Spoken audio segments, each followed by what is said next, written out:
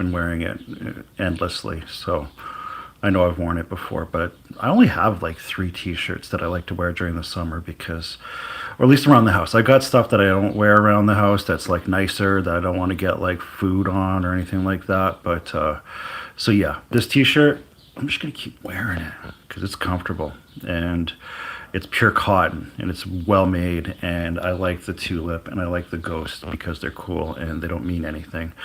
Except people always ask, what does my shirt mean? And I say that it represents my dead cat and my living dog, even though that wasn't the intent. But that's what I'm doing with it.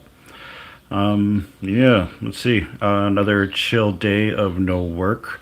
Um, it's okay. I got my bills paid for the month, so I'm not getting ahead. I'm not going to be able to do anything fun, but at least I'm not starving. And that's really the most important part of all this. Sorry, I got a text.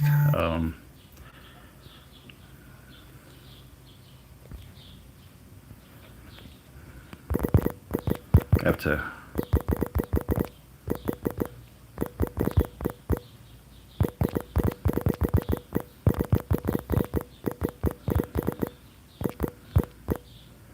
I helped a friend of mine who's heading out of town for a couple of weeks load up their vehicle, and we had to like put things in pretty tight because they're doing a temporary move and are bringing like a big load of stuff out, but they're also bringing their cats with them. And it was very packed, and now they're being anxious about how tight things are packed in with the cats. But it's secure, nothing's moving around. The cats have like these like kind of soft-sided carriers and more bags with like holes and vents in them than like actual hard carriers. So as long as he doesn't slam on the brakes or get into a car wreck, but if he got into a car wreck, then the cats would be in trouble anyway. So, hello, Chloe Simard, 6421. Thanks for saying hi. Yeah, so that was what I did this morning. Logan. Oh, okay. That's a great name. I've always liked the name Logan. It's I don't know. There's something. Maybe it's because I really liked the movie Logan's Run when I was a kid. Stanis La Stanis Laskaza. Okay, I think I got that right. Greetings, welcome. And Fishy771. Wow, people are saying hi to me this morning. This is great. I've had a lot of people will just come in and say nothing, so I appreciate the interaction. It's great. Ask questions, say things, whichever feels right. Otherwise, I'll kind of ramble because that's what people do on this, I guess, unless they have like a thing like rattling their false teeth around or slapping their head with a comb while they babble with a toilet seat around their head. I've seen a lot of weird stuff. And a lot of it, I think, is just designed to get little kids to kind of just watch because they like to laugh at funny things like people being weird. But I'm not interested in having the little kid audience because there's money in it, but I think that's exploitative and I think it's weird to kind of try to like brain rot children in order to like make money on YouTube. It's yeah, I don't know. Kids shouldn't be under 15 should be like really well monitored by parents or not allowed at all. There's been I have some friends who are raising a toddler who absolutely will restrict to like 20 minutes day max for any type of looking at the screen unless it's a video call with a person that they're able to interact with, then they think it's okay. And I actually agree because that's it's not just like a passive entertainment thing, you're actually interacting with somebody. But when you're yeah, peak views is 19. But I've just started this, even though my account is like ancient. I've just kind of started doing this, so we'll see. Um, thanks. we'll see how this works. I'm not looking to. Well, I would love to make a living doing this because I'm getting on, and doing the work that I do is pretty hard on me. And to find something that I can do without wrecking my body would be a really nice change for me. So yeah, get monetized, sell apple juice on YouTube, and make money. That's what I'm hoping for. But thanks for saying I'm a good person. I appreciate that. I try. Anyway, let's see. So yeah, I helped out my friend this morning. We're gonna be taking care of a dog this weekend for some other friends, which is nice. It's a little cocker spaniel. I absolutely adore this dog. My dog adores this dog. They get along really well. So it's always a pleasure to have them together and have my dog be entertained by another dog because he's work. I got to walk him for a couple hours a day and I got to play with him and interact with him. But when he's got another dog around, it is a lot easier. I would love to have two dogs, but I can barely afford one to be honest. I would hate it if something happened and I had to take both of them to the vet and suddenly it's like $2,000 to go to the vet because they both got into some bad food or something. Like, there. Oh yeah, I've had two dogs in the past, and they do. It is easier. It is actually easier in a lot of ways because they do entertain each other, and they keep each other company when you're out of the house and stuff. But yeah, it's the expense and also the space. I live in a smaller place now, and I don't have a yard, and so I just can't. No, I don't have kids. I decided early on that I didn't want any. I think I'm too selfish. I don't really want to pay for another person's life when I can go on trips and do things for myself and not be that level of responsibility. I don't want to screw up a kid. I love babysitting. I love when friends, bring their kids over and interacting with them, but it's just old dogs. You don't have to pay for university. They live like 12, 15 years, and that's about it. So it's just less responsibility. Um, I should set myself of fire. That's no, not right now. Maybe later. We'll see.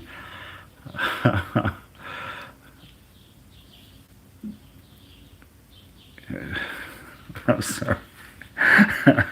This like self-immolation doesn't really do anything, as we've seen. People have done it as like political statements, and it doesn't seem to have much of an impact. Sure, people talk about the act, and it does bring awareness to whatever they're trying to bring awareness to, but does it really make a difference? So you're just like subjecting yourself to an incredibly painful death for no tangible reasons. So it seems to me like a bad choice. There's other things you can do and stay alive and keep working towards whatever it is you want to change without having to like set yourself on fire, literally. Um, yeah, Buddha King. How much Buddha do you have? I have a dog. He's actually quite faithfully hanging out, waiting for me to give him attention, even though we've had a literal 2-hour walk already this morning. So he's, yeah. Collies tend to have this like 1,000-yard stare at all times that make them look like they are really quite upset and that their life is not going the way they want it to. But that's just their face. That's how they do. Yeah, he's adorable. I love him so much. He gets a lot of attention. Whenever I go out with him, people always want to pet him, and I get a lot of people constantly call him Lassie, even though I think it's interesting because he's had that entire life, but he doesn't respond to it as if he thinks it's his name. So his name is Tulip, which I think really fits him well because he's a pretty little flower, aren't you, little buddy? Yeah. But yeah, he constantly gets accosted. If you ever want to know what it's like to be out in public with a celebrity, go out with a rough collie because it's just constant, which is nice because I meet people, I get to talk to people, I get to have conversations. I had like a almost an hour conversation with somebody last night who just absolutely had to interact with them because they apparently had a rough collie when they were younger, and we're just like so happy to be able to, say hi to one. They're apparently kind of in trouble. Their gene pool has gotten really small because they kind of fell out of popularity. They are a lot of work. They are a working dog, so you do need to give them a job. Do need to keep them busy.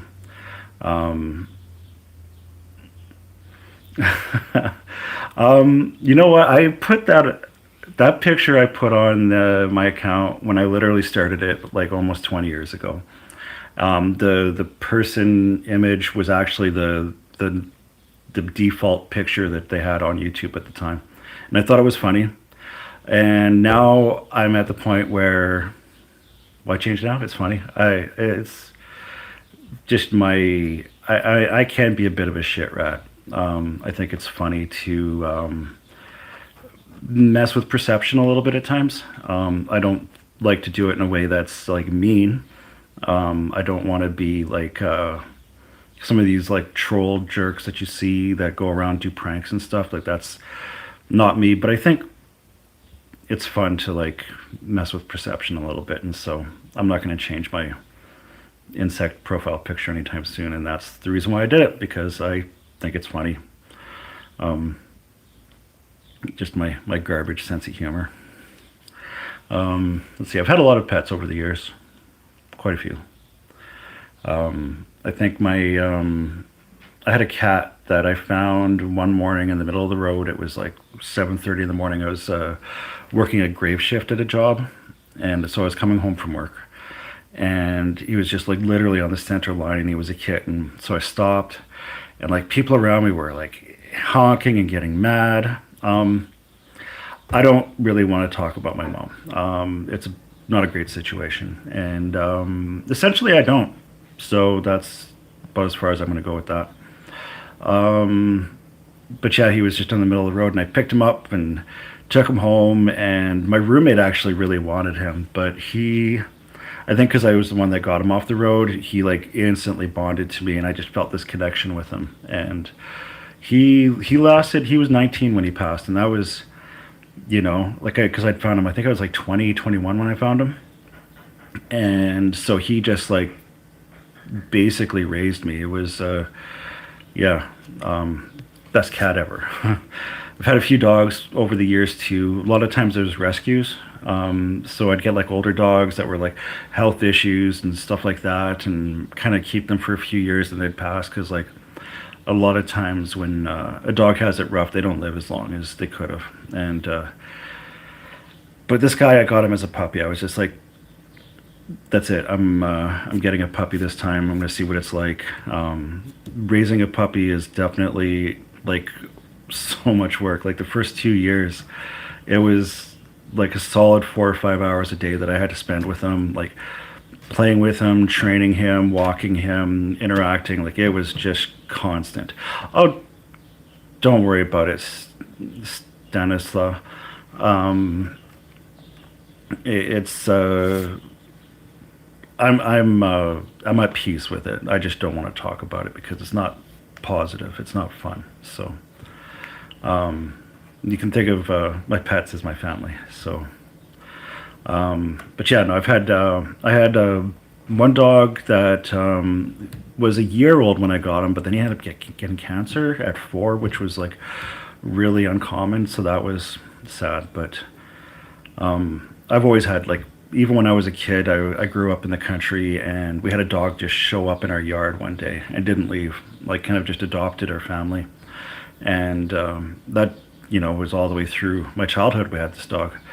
And anytime I don't have a dog in my life, either like mine or like somebody that I'm living with has a dog, I just, I don't know, it's like a void, something missing from my life if I don't have a dog around. So, um, Yeah, it's nice. Even though it can get complicated, finding care if I want to go and do something, or if I work a long day and somebody invites me to go out that evening, then I'm like, well, I guess I'm stuck at home because I'm not gonna like Stan. Okay, absolutely, I'll call you Stan.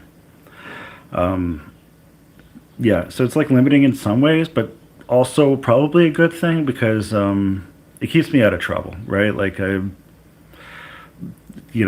the same reason why I like to have a weird icon on my YouTube is there's something in me that gets into trouble when I'm out in the world. Um, not bad trouble, but just I don't know. People are drawn to me. I find when I'm out there, and I end up getting into situations that are weird, and so it's just better to hang out with my dog. What else do I feel like talking about today? So much to talk about. Um,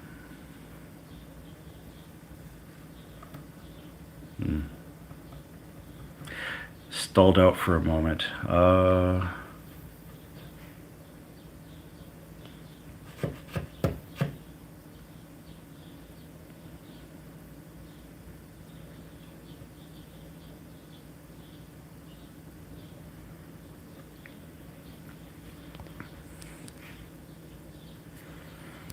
I know. Whenever I get unknown as to what I'm going to do next, I can always rely on Tulip to give me content.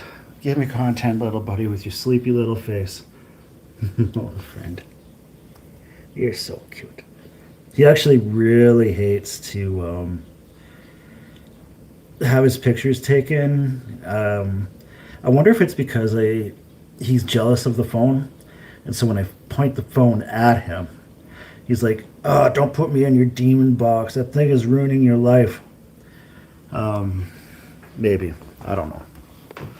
But he is very perceptive and he is very smart. Let's see.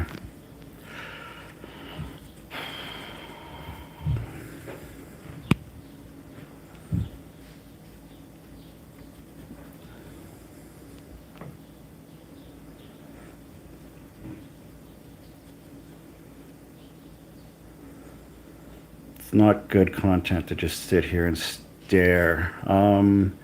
My dog is 5.5, almost 6 actually. He's November is his birthday, so 5.5. It's just disappeared, like it's kind of wild to think he's going to live to like maybe 14. And so we're already a third of his life is already gone, and it just disappeared like that. It was the pandemic, and it was everybody was on lockdown, and I was like, perfect. I can actually get a puppy this time. I have the time to train him. And so I went out and got the dog I wanted. I had gotten a rough collie as a rescue before, and they were in bad shape when I got them. Like really like undernourished. They had to shave him completely because oh, hi Stan's brother. They had to shave him completely because he was just like covered in lice and mats, and it was just like they don't know how long he'd been like out living rough, but they found him just out in the forest kind of thing. Like he was just in bad shape. So I got him, and he was the sweetest thing. He was just so gentle and calm, and nothing phased this dog. He just like, yeah, but was just so smart. Like at 7, I trained him on hand control commands. Like like I could just like do like this, and he would come, and you know, that one for like drop it, and there's lots of hand commands. Your brother's name is Junior? Okay. As in like you because it's the same name as your dad, or they just named your brother Junior? Because I do know somebody who they call Jr. But his name is actually Junior. Interesting family choice, but the people do what they do, I guess. Yes, that doesn't help. Let's see. but yeah, that dog was great. Ended up getting aspired pneumonia. So that is when a dog eats too fast and they inhale some food and it gets stuck in their lungs and they get pneumonia. And it was 3 months. We fought for 3 months to keep this dog alive, and it just never got better. And that was a tough one because it was like right before winter, and like I feel like if it was the summer, it would have been better. But yeah, it was, and it was a brutal winter, like such a bad one. It was like the snow. There was places on my yard where the snow was like at least 5 or 6 feet deep. Like I'm not kidding. Like I had to like dig like a track in the yard for the dog to like be able to get around because they just couldn't. And there was like some -40. It was just one of the most brutal winters I'd seen in a long time. I haven't seen one that bad since actually. So I guess it was a yeah, it was just a bad winter. But that was a long time ago now, so I guess I can get over it. Um, let's see. And at least my cat was there and made it through for a long time.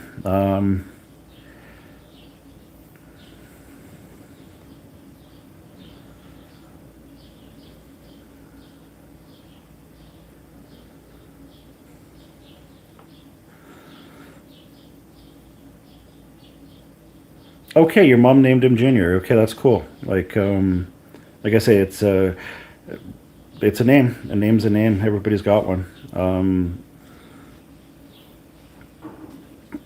I did a road trip a couple of years ago to Vancouver Island. I decided to drive around the whole island, spend some time camping, and just I took Tulip with me. It was great. We got to take him to the ocean, which he hadn't seen before, and he absolutely hated. It was pretty funny. We're just be walking along the beach, and every so often he'd just like stop and look at the water and bark at it because it was just too big. It didn't make any sense to him. And he went in the water and he tried to drink some of it, and it was salty. And he was just like, "I hate everything about this." Um, yes, I live in Canada. Where are you from? Uh, but we ended up going to this place, this town called Powell River, which is actually back on the mainland. And I was looking at Airbnb because I wanted like I've been in a tent for like 2 weeks and I wanted a place to sleep. And somebody had they have like an old train caboose, like you know the red car that goes at the end of end of a train. They don't do cabooses anymore, but they used to. And this was like, you know, a 150-year-old caboose. Oh, nice. Yay, Canada. It's great here. I like it, even though some people don't, but that's their prerogative, I guess. So I stayed in this caboose, and it was such a creepy and bizarre experience. Like, Powell River is kind of like this place that has been really taken over by like hippie boomer people. They're just everywhere. And this guy, I don't, you could tell he had like money. He had a huge property with like multiple buildings. He had a horse. He had this caboose. He also had a rough collie that was completely like not groomed properly, completely not like trained properly, was like just wild. Oh, wow. Okay. Montreal. It's a great town. Yeah. So they where was I going with this? So yeah, this guy, he like really wanted me to come up into his house and check out all these things that he owns. He's like, "Oh, I've got this like jukebox from the 20s, and I've got this and that and this and that." And the vibe was wrong. I just didn't. So I was like, "Oh no, I'm really tired. I've been driving. I just want to like hang out and be gone in the morning." And when I when he finally left, there's another house on the property that he owned. He was renting it out to this guy who apparently makes bull whips and sells them on Etsy. And he was like, if you hear this sound, it sounds like a shotgun or not like a shotgun, but like a 22. It's just the guy testing out his latest bullwhip to make sure it works properly. And it's like, and already like, God, this guy, like everything about the place was so off. And then I see this guy across the field out there, and he's just like this big, greasy looking guy, like hairy, tattoos, and he gets out there and he's just like cracking whips for like 30 minutes while I'm trying to like relax. And then I swear, like, there was something, a bullwhip, like the kind of whip that Indiana Jones has. And oh yeah, and then so like I was walking my dog afterwards, and he came up and he wanted to talk to me, and he was inviting me into his house, and I was just like, you guys are too isolated out here or something. It's getting a little bit creepy. I managed to like, because like Tulip was actually, he's such a good judge of character, and he was he was getting pretty anxious around this guy and was kind of like this low level growl, and so I was just like, yeah, I'm like, oh sorry, he's like not good with people, even though he loves people for the most part. I was able to get out of that and then to go back into my cabin or my caboose. And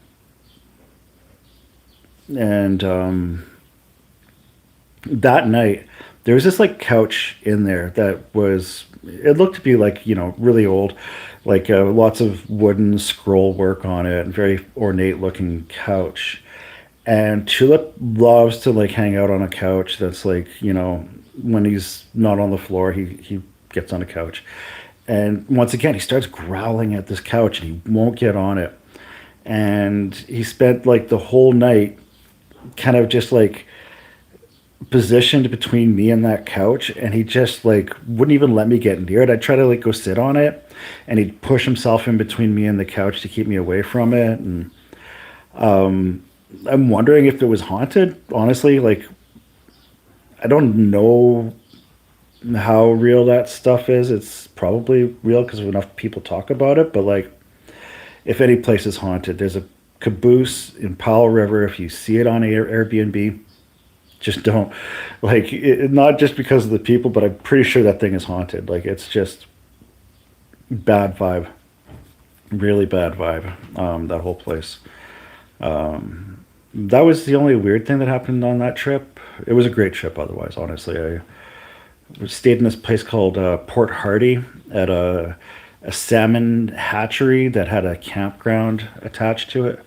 And the guy that ran the campground was this grumpy old guy. He would just like ride around on his like, you know, kind of like little tractor thing, and he'd always have like a scowl on his face and stuff. And one day we ended up we got to talking, and you know, like resting bitch face. This guy had like resting bitch face. But as soon as he started talking, as soon as I started sitting down talking with this guy, he reminded me so much of actually like Vincent Price, but like with the speech patterns, kind of looked like him. Like, if he wasn't like too young to be Vincent Price, I would be like, this is totally Vincent Price. I live in Canada. I'm on the east, but I don't like to be too open about where I live because the internet's a weird place. And even me putting my face up on the internet is a new thing for me. I've been pretty careful about it up to now, but whatever. I'm gonna. They all watch us from car cameras and everything now, so whatever. Mass surveillance is everywhere. They're watching you through your camera on your phone when you're like scrolling. It's just whatever. But I'm also just, I'm not going to tell people where I live. Sorry. But, and honestly, I move around. I'm not big on being in the same place for too long. It's too much of the world to see. No, like vile. Unfortunately, I'm not sure what that means. Um,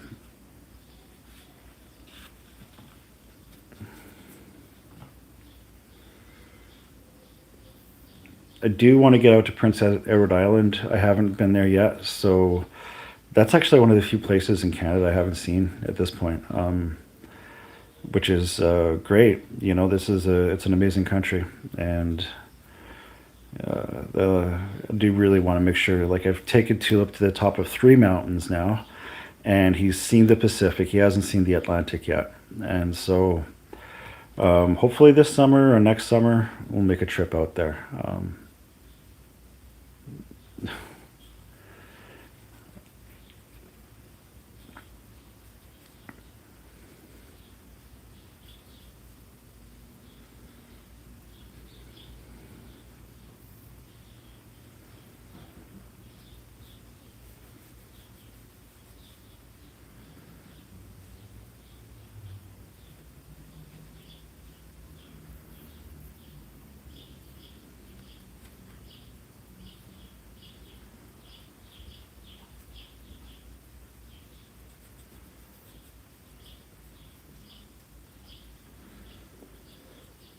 Okay, have fun shopping, Stan. Thanks for popping in. Yeah, have a great day. Um, I don't know what I'm gonna do. I gotta get my place cleaned up. I gotta do stuff, but I'm trying to do some more streaming just because they say that if you are consistent and then YouTube is more likely to stick you in their algorithm. And so I'm just gonna keep on trying this every day to see if it works out because there's a streamer. I started watching him, I don't know, maybe about 6 or 7 months ago when he very first started out, and he had no viewers and he wasn't doing much of anything. And now he's got 2,000 viewers. He's been monetized. He's getting money from it. He's actually got a following, and I think that's really cool. I think there's somebody that I saw said that the internet is going to end the concept of celebrity, and that we're just going to have like all these micro celebrities and people building like little communities around themselves. And I think that's actually pretty neat. I think it's more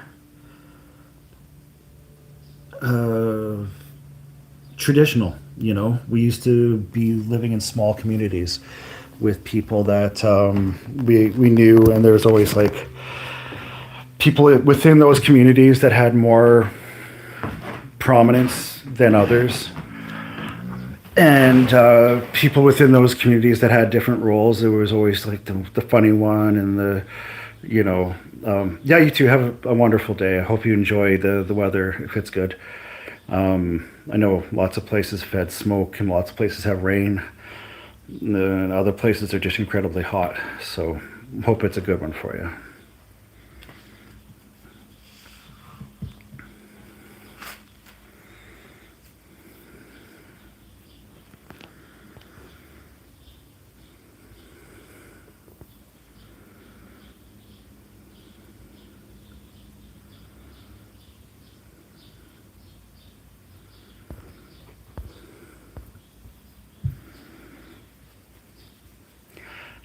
But yeah, so I think it's just like natural for us to want to be drawn to a smaller fandom, I guess you can call it that, or a smaller community than you know, a bunch of people getting together and making Taylor Swift a billionaire.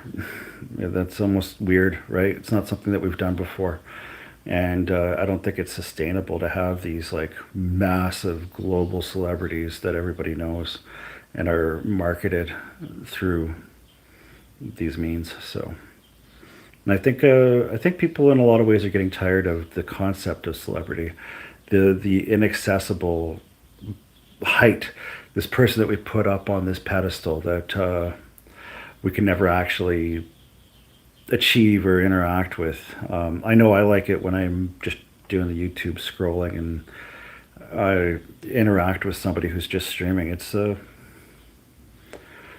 this is parasocial kind of thing that we're doing, but it's also it's nice when I'm just hanging out and I don't feel like doing anything, and I don't feel like having a passive entertainment, watching a TV show or a movie or and I just don't have like the mental capacity for video gaming, which is like generally what I prefer to do. I'll play a video game over watching something any day, but sometimes you just can't. It's just too much, you know. You can't. I can't do the same thing over and over again. I don't obsess, and I don't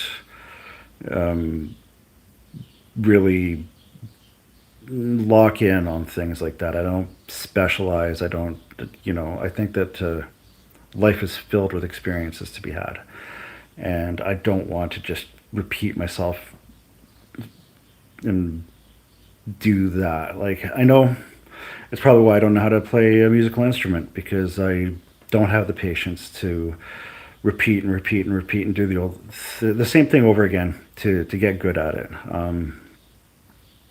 To me, it gets like redundant, boring. I can't stay focused on it. Maybe it's a personality flaw, but that's just me. Looks like I got a little eyebrow hair out of place. I don't know what's happening there. Getting old, hair's starting to grow in weird places. Speaking of, I had a patch of hair grow on my lower back. It's like a little fur tramp stamp, which is totally new. I have always had just like a hairless torso. You know, don't know why. My dad was like Burt Reynolds, you know, just covered in hair. And now it's finally coming in. I've always wondered when it was going to happen, but, you know, now that I've gotten old, start getting hair. I imagine I'm going to have hair growing out of my ears pretty soon. And I noticed that the nose hair I have to clip a little bit more often than I used to. I should. I hate shaving. I always trim because I got like just soft and sensitive skin. So like when I do like a razor shave, I just get like just the worst. Like, and I tried for years to like be clean shaven, and I'd get just the worst razor burn. It didn't matter. Like I can only use like a blade like 2 or 3 times before it gets really bad, but it's just constant. And I've tried different products. I've tried different methods. I did have a straight razor that I was using for a while, and that wasn't bad. But it's the maintenance, and I ended up just losing the blade itself one day because I stopped using it because it was starting to get dull, and I never got around to bringing it in to be sharpened, and I'm just lazy, I guess. But um, I would like to get like the electrolysis. Actually, just get like you know, all the little follicles just destroyed, so I never have to worry about it again. Because it's a pain. It's a pain to have all this facial hair when you don't want it. Um, I've tried growing a beard a couple of times. I hate how I look with it. I think you know, people liked it, but it wasn't me. You know, I'm not a beard person, so. Um, I don't know how much more I feel like talking. I don't think I'm going to talk anymore. My phone's already starting to die. I know I said to myself I'd try to do like an hour every time that I do this, but 40 minutes is fine, right? Why not? Unless somebody comes in with some questions, I don't feel like rambling on much longer because what's the point? You want to talk about politics? I can talk about politics. Um, it's not that exciting. Divisive. Politics is divisive. Um, but it is interesting because it does infect us all. But what's the point of talking about something you can't change? I tried to get involved in political parties. Once you get into the parties and you start to like show up to things and you start meeting people, you start to really see the gatekeeping of the inner party and the people around them that they want to like, I don't know, exploit for free labor. So they'll be all smiles and handshakes, but when it comes to actually trying to get your voice heard and your opinion into things, and or even try to like move up in the ranks, it's like they're not interested. They're looking for their people that they have their idea of what they want to be, and I guess I just don't fit in with any particular political party that I've encountered because yeah, I haven't been able to actually make any kind of progress with that stuff. They say that the decisions are made by the people who show up, but it's almost deeper than that because like once you do show up and then you're at these conventions and you get people going around with these colored sheets of paper telling you who to vote for and how to vote on certain situations, you know, it's like why are you showing up to this if you're not willing to like pay attention to what's happening, what's being said, and make your own decisions as to what you want to see happen. It's weird that they have these blocks, these factions that are allowed to just go and influence votes with their lists and their pressure, and doesn't seem like a very democratic thing to me. So anyway, I'm tapped.